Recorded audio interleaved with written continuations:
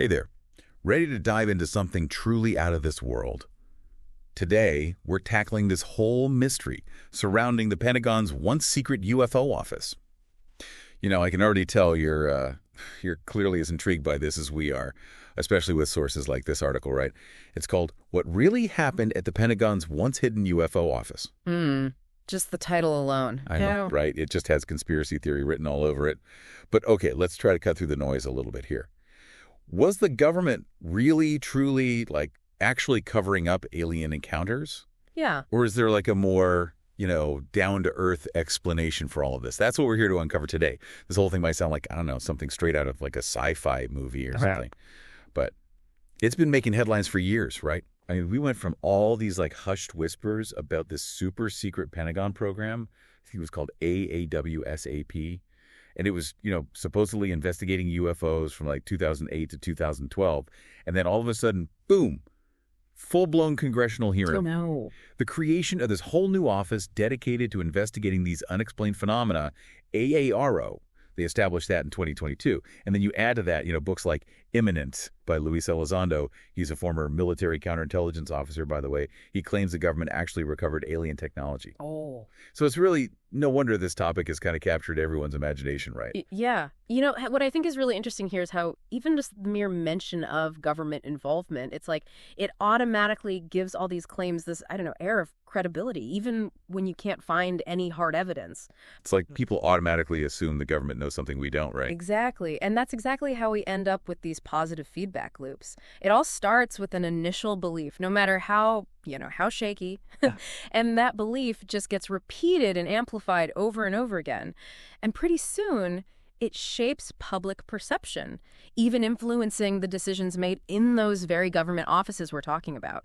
It's actually, if you think about it, it's a fascinating case study in how beliefs can take root and spread, even without strong evidence. So let's talk about this secretive AAWSAP program for a minute. It sounds like, something straight out of the X-Files. Right. This article we have here, it dives into some of what they were actually looking at. They were looking into those 38 Defense Intelligence reference documents.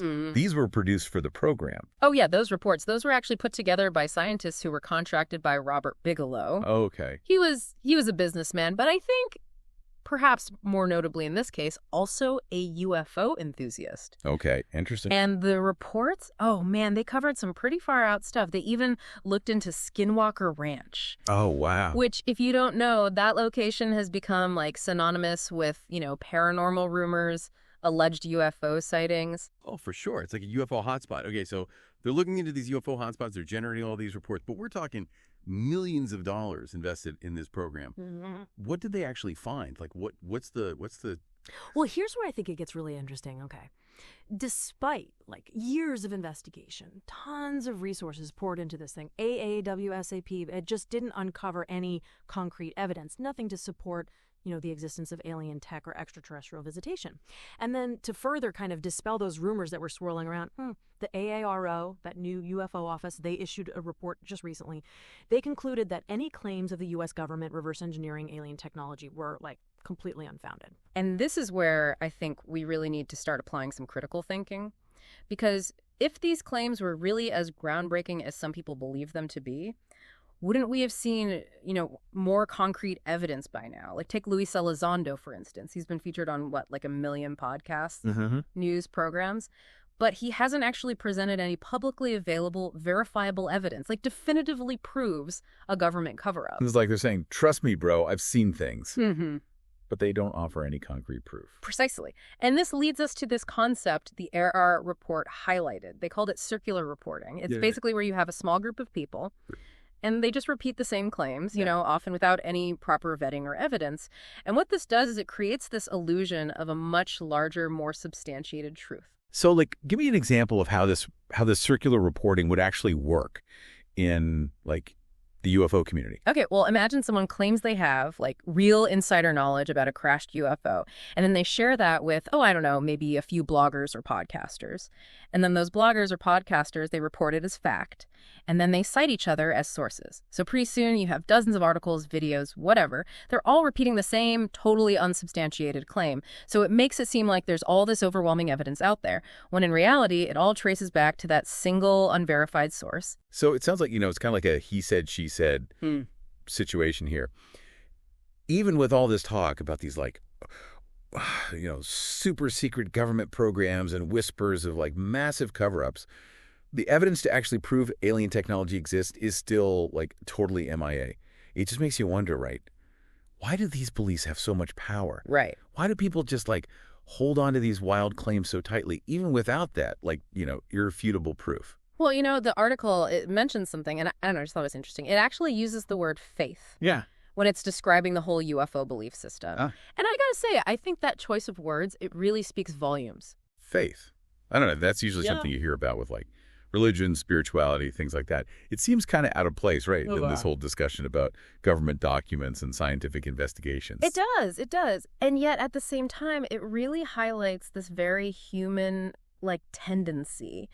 And this tendency, it goes way beyond just, UFOs or whatever. I mean, think about it. Humans, we're hardwired to look for patterns. We try to find explanations for the unknown, even when things are totally ambiguous. Like we're natural-born detectives, but sometimes we jump to conclusions. Exactly. Like we want all the answers, even if we don't have all the pieces. And in the case of these UFOs, where, let's be honest, conclusive evidence is really, hard to come by, this whole tendency, it can create these very, very strong beliefs that are, like, totally resistant to any kind of change. So even when official reports, like, totally debunk certain claims, like the AARO, what they said about, there's just no evidence for reverse-engineered alien tech, some people, they might still, like, cling to those beliefs no matter what. Absolutely. It's not really about logic or, actual hard evidence at that point. It becomes about this, like, deeply held worldview. Like, it's their own framework for understanding the universe, their place in it, the whole 9 yards. And trying to challenge a worldview like that, it can be incredibly difficult, man, even when you hit them with, like, totally contradictory information. It's kind of like we talked about earlier, we want to believe, even if, deep down we know better. But this whole, like, blind faith thing, especially when you're talking about things like national security, government agencies, that's where it feels like, I don't know, it could have some pretty serious downsides. Oh, absolutely. And the article, it mentions this potential danger here. Like, imagine officials.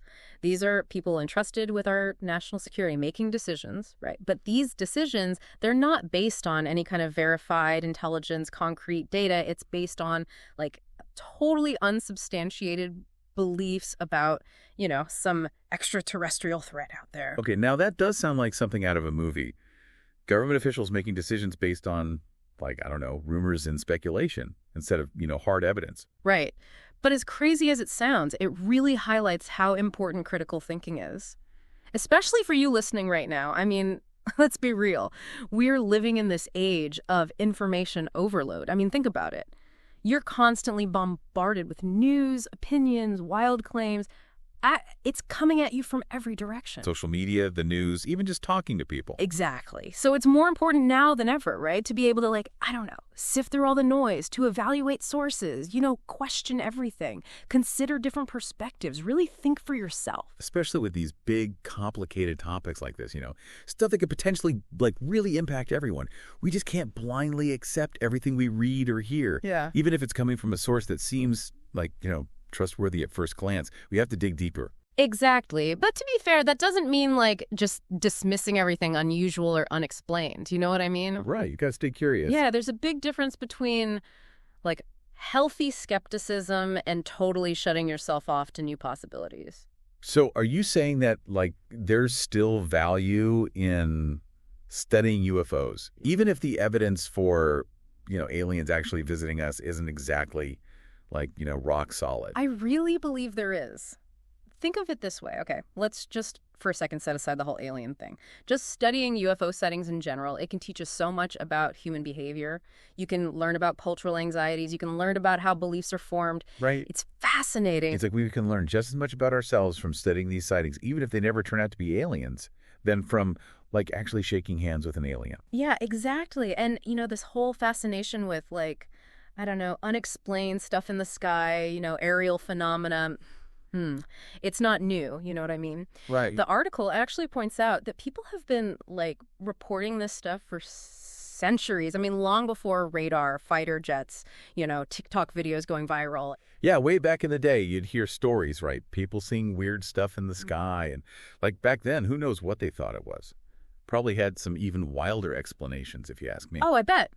And, you know, that historical context, it's important, right? Because it suggests that there's something, I don't know, something deeper going on here, something that's just part of being human. You know, it's not just about, like, the technology of the time or whatever. It's like this primal urge to look up at the stars and wonder what's out there. Which, honestly, when you really think about it, is maybe even more fascinating than the idea of, like, you know, little green men flying around in spaceships. It's like this never-ending mystery. You know what I mean? Yeah. It tells us something about us, about humans, about, I don't know, how we deal with the unknown. You hit the nail on the head. It's that human need to explore, to push the boundaries, to understand not just, you know, like what's here on Earth, but also our place in the grand scheme of things.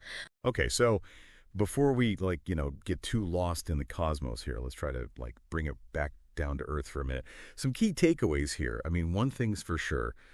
The Pentagon was out there investigating UFOs. We know that much. And look, while this whole government cover-up thing, it might make a killer movie plot, right? The truth is, we just don't have the evidence to back up those claims. No hidden alien tech, no spaceships, you know. But, like we've been saying, the real reason to even care about this stuff, it might not even be about, you know, actually proving whether aliens exist or not. Maybe it's about getting a handle on just how powerful belief can be and how much we as humans need to find meaning, even when things just don't make sense. Perfectly put. And that actually leads perfectly into, like, a final thought for everyone listening. If we assume, just for a second, that these UFOs, these sightings, they aren't aliens, right? What do they tell us then about us? About our hopes, our fears, you know? Do we, like, deep down want there to be something more out there? What does this all say about our relationship with technology, with the unknown, with the universe in general? Man, those are some, like, seriously thought-provoking questions. It's like every answer just leads to more questions. And you know what? That's kind of what makes this whole topic so captivating. Totally. And as you know, come across more stories, more reports, more videos of UFOs, keep those questions in mind. Because the most important discoveries, the things that really change us, they might not be found out there in space. They might be found right here, you know, inside ourselves. Absolutely. Hey, thanks for, you know, joining us on this deep dive into the world of UFOs, government secrets, a never-ending search for the truth, you know, whatever that truth may be. Until next time, keep looking up, keep asking the big questions, and most importantly, keep exploring. There's a whole universe out there, both inside and out.